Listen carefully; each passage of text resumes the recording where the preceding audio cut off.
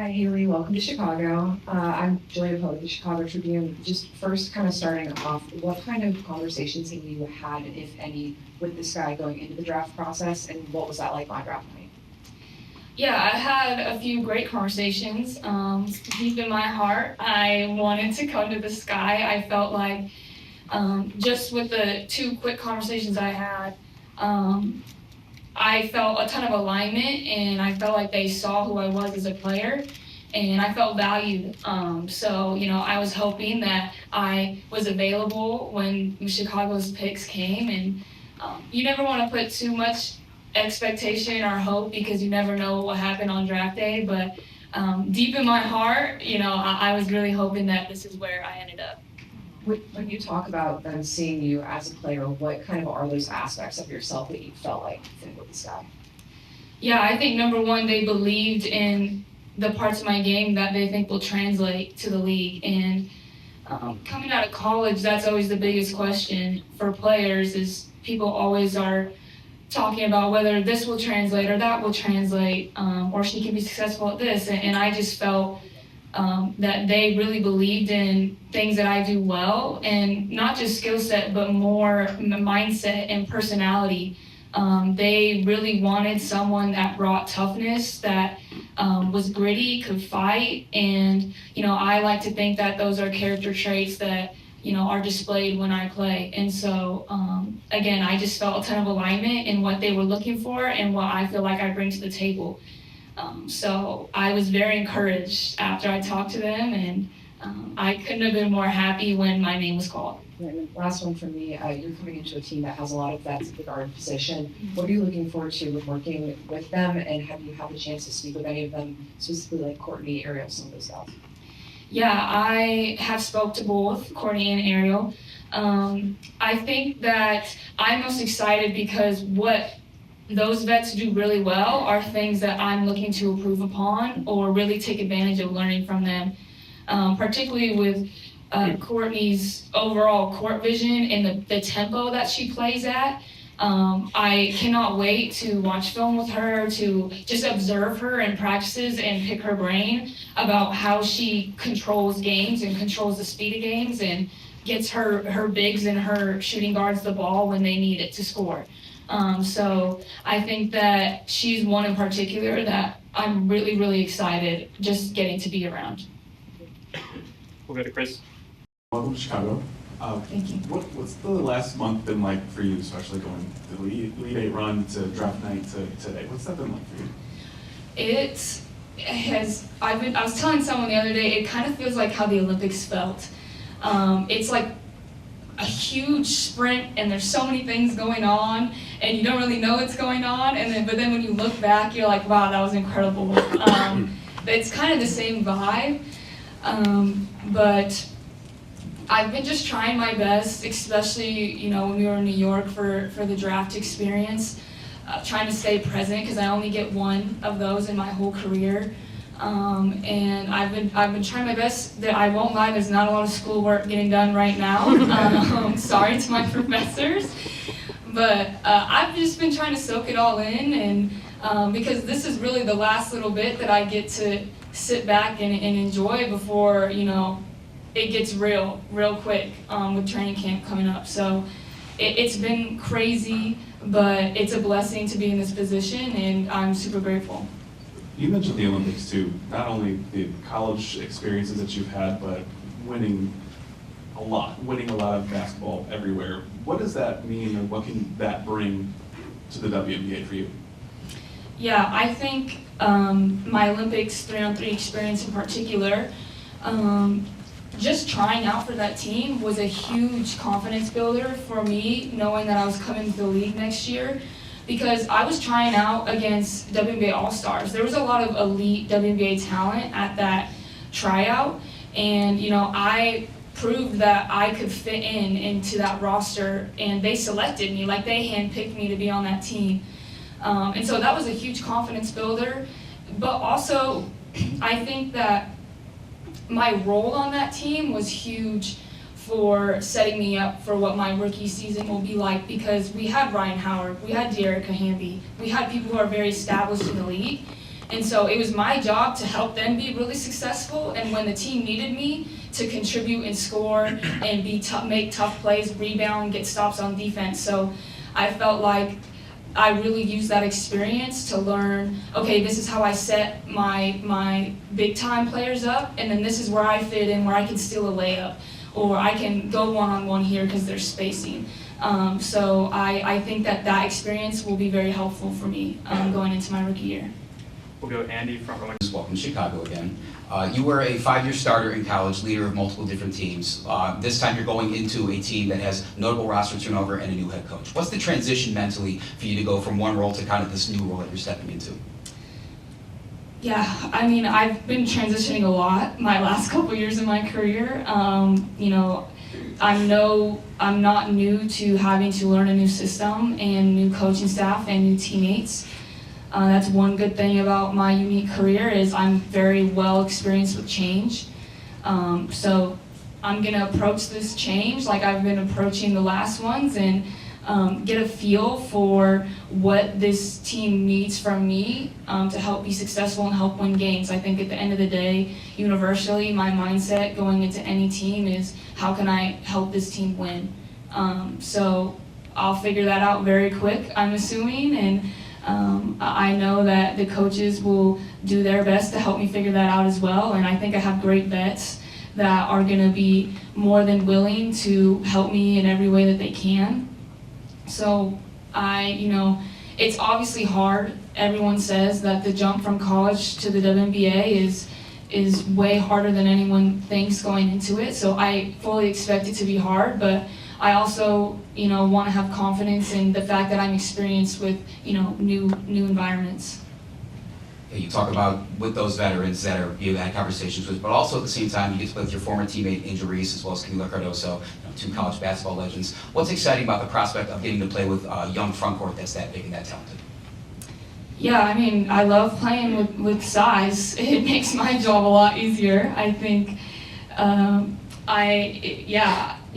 it's a different environment than when I played with Angel the first time, but I think that's all good things, and we're both different players than we were when we played with each other, but again, probably good things. So I can't wait to get to play with Angel and Camila. I've played against Camila a lot of times. I've never got to play with her, so I'm excited to be on the receiving end of that and not have to play against her anymore. But yeah, I think that will add like a youthful flair, some fun energy, and I think it'll be a great time. We'll go Christian, second row. Congratulations again. Welcome to Chicago. Christian Conway, Winsider. So you mentioned that you played with Angel before at LSU, and I know a lot of people want to know, what do you think is going to be the biggest difference between you guys playing at LSU and now playing together on the Chicago Sky? Yeah, I can't speak to what will necessarily be different with her. I think I can speak to what will be different with me is that, the WNBA provides a lot of spacing, and I think that we have a very unique roster where that will be the case when we're on the floor. Anytime that I am able to play in space with very, very talented bigs, very, very talented guards around me, I think, that's when I'm able to do my job best. So I'm really, really looking forward for the chance to play with Angel in this new system and see how it goes. I think that will be, even more impactful than we were when we played with each other in college. And then just to follow up, what is the best advice you received thus far from Angel or any of the vets to prepare you for training camp? Best advice to be in shape. As long as you're in shape, you can take the bumps and the bruises as they come. But if you're gassed, that's a hard place to be in training camp. So my one goal is to be in the best shape that I can. Thank you, Hailey. We'll go to Jason. Hi, Hailey. Jason Leisure with the Chicago Sun-Times. Can you hear me? Yes. Okay. You mentioned needing to be in shape and ready for training camp, which starts soon. How do you do that coming off a season of playing 40 games and not having a lot of time in between to recover?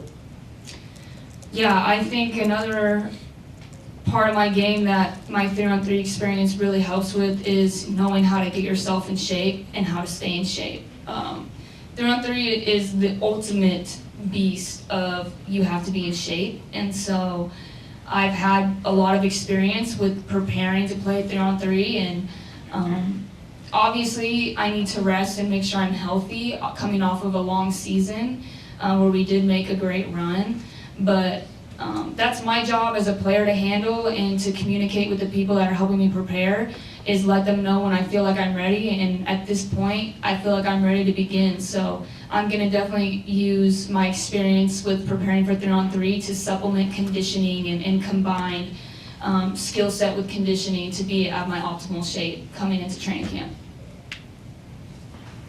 Carly Bell on Zoom, please unmute.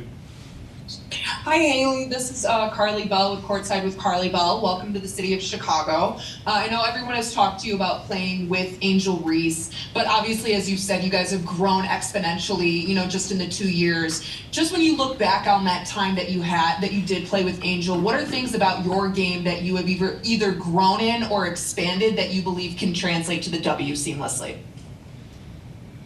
Yeah, I think number one, the style of play that I've become comfortable with as a point guard has improved a lot. I've really found, especially towards the end of this season, I've found a great balance of what playing the point guard looks for me, because I am not a traditional pass first point guard. That's not how I can help a team best.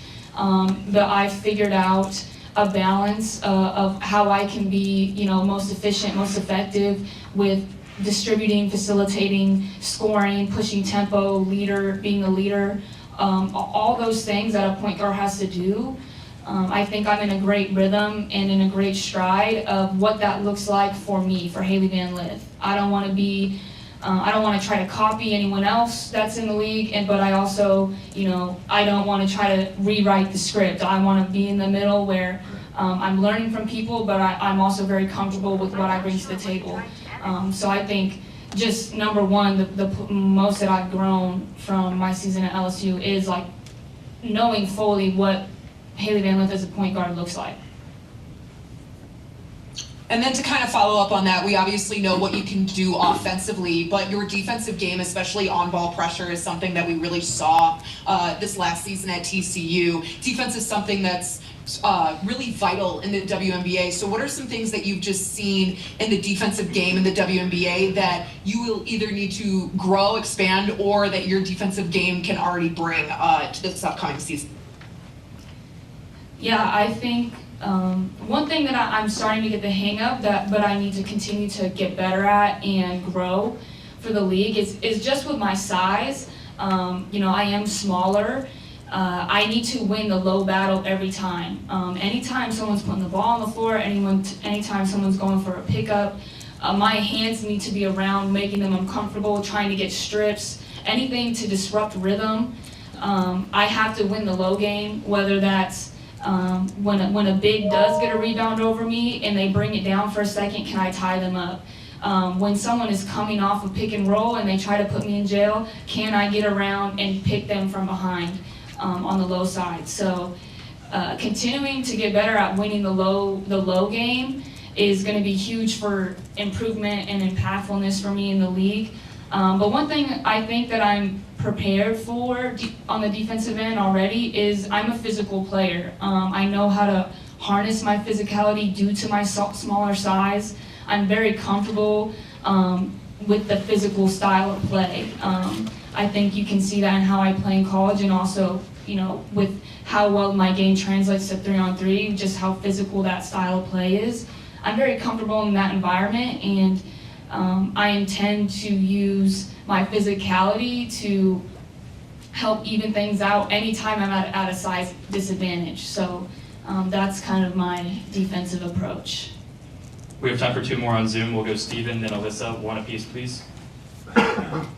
Hey Hailey, welcome to Chicago. Stephen Prejean Gardner, CHGO Sports. I have a kind of 2-part question for you, so bear with me on it. You bet on yourself going to TCU for your final season. Curious, what was it about Mark Campbell's program that prepared you for this specific moment? And then the second part of that, you credited Derek Grant for the off-the-court work and the mental side of things that you've harnessed coming up in the social media age. Can you speak to the value that that brings for an athlete and having that balance of on the court and off the court mentally? Yeah. To your first question, I think the biggest thing that piqued my interest with TCU and Coach Campbell was he runs a pro-style offense. He's turned out a lot of pro players that are very successful. Number one being Sabrina Ionescu, who, like me, is not the most athletic person in the room. So I think knowing that he has helped someone exponentially already become successful in the league, I found a lot of confidence in that. And he showed me the blueprint of what they were planning to do with this team and what he thought my role was going to be. That role was a lot of playing point guard. And that's what I knew that I needed. I knew that to be, very impactful and to reach my potential at the next level, I had to become more comfortable at the 1 than I was at the 2. And so I just was really excited for the opportunity that his offense, posed to me of what my role would be. And the players that we had around, we had spacing, I had shooters, I had an elite big who could play in the midi and at the rim. So just the personnel and the offensive structure was the closest I could get to a pro-style offense. So that's really what I was super intrigued by with TCU and Coach Campbell, and I think it worked out very well for us. And then moving on to Derek Grant, I think he has been so monumental for my game and me being able to be consistent. I think a lot of athletes ride the highs and the lows that media and social media and the public eye cause us to go through. And that was me for a long time. When I was up here, nobody could tell me nothing and I was hooping, but then the next game I could be down here and you would have looked at me and thought I was a completely different girl. And I was tired of it. I was tired of being inconsistent. I was tired of playing good half the season and then playing well below what I was capable the other half. And so I realized that it was all mental and I needed to work with someone who could help me. I couldn't help myself on my own. I was too young. I didn't have the right perspective yet. And so Derek has helped me become more self-aware, helped me accept myself more, help me learn to navigate when I feel myself wanting to go into the highs and the lows.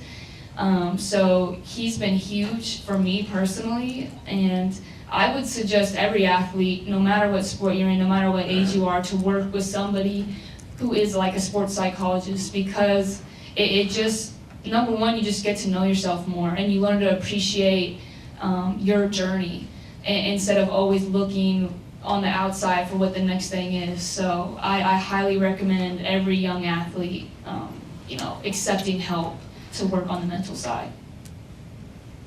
Alyssa, go ahead and unmute. Hi, Hailey. I'm wondering how you define a good coach and what you're looking for from the Chicago coaching staff at this point in your career.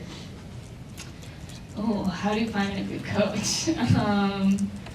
For me, I think a good coach is, one, somebody who can bring something out of you that you necessarily don't see in yourself, but also I love to play for mature coaches, for coaches that are also self-aware. For me, somebody who's working on a journey of spirituality and learning who I am and being self-aware, I very much appreciate a coach who also holds those capabilities. So number one, a great coach is somebody who can win, but who also can get the most potential out of their players to help the team win. And I think what I'm most excited about with the Chicago Sky staff, like I said earlier, is they were already believers in what I brought to the table. And not even necessarily about skill set and all that, but the mindset and who I am, who my DNA is, like who I show up as every day as a person. They were 10 toes behind that from the first conversation we had. And for someone like me who, you know, personal connection and relationships can go a long way, that meant a lot. And they're really excited about their player development, and that's right up my alley too. I love to get in the gym and work hard, and you know, I really do think that I'm gonna get a lot better playing under the Chicago Sky staff. And you know, that's all I could ask for, is an opportunity, an organization that believes in me, but also knows what I can get better at and is gonna put all their effort behind getting me there. And so I think it's gonna be a great fit, and I really can't wait till I get cleared and am able to get to work with them. Thank you, Thanks, Hailey. Hailey. Good luck. And again,